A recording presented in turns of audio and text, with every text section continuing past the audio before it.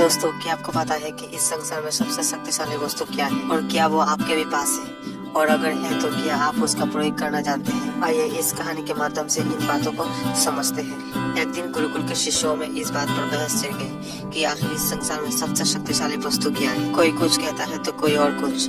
जब पारस्परिक विवाद का कोई निर्णय न मिला तो फिर सभी शिष्य गुरुजी के पास पहुँचे। सबसे पहले गुरुजी ने उन सभी शिष्यों की बात को सुना और कुछ सोचने के बाद बोले, तुम सभी की बुद्धि खराब हो गई है।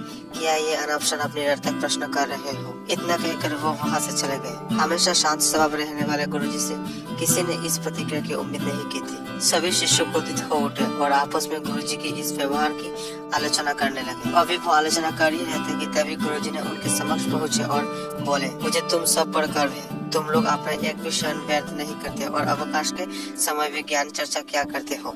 गुरुजी से प्रशंसा के बोल सुनकर शिष्य गदगद हो गए। उनका स्वाभिमान जागृत हो गया और सभी के चेहरे खिल उठे। गुरुजी ने फिर अपने सभी शिष्यों को समझाते हुए कहा, मेरे प्यारे शिष्यों, आज जरूर आप लोगों को मेरे व्यवहार कुछ विचित्र लगा होगा।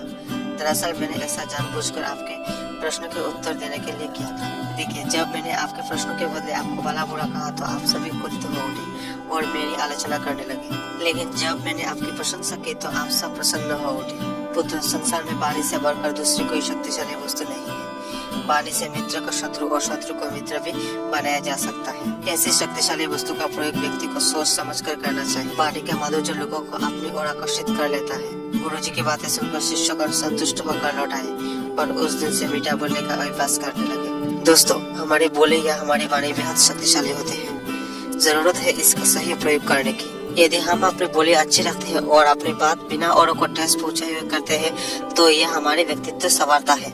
वही अगर हम नॉर्मल बात भी डिसरेस्पेक्ट या क्रोध के साथ कहते हैं तो ना तो हम अपना मैसेज कन्वे कर पाते हैं और ना ही तो दूसरे के हृदय में अपने लिए जगह बना पाते हैं। अंततः हमें हमेशा सही शब्द और सही लहजे का चुनाव करना चाहिए।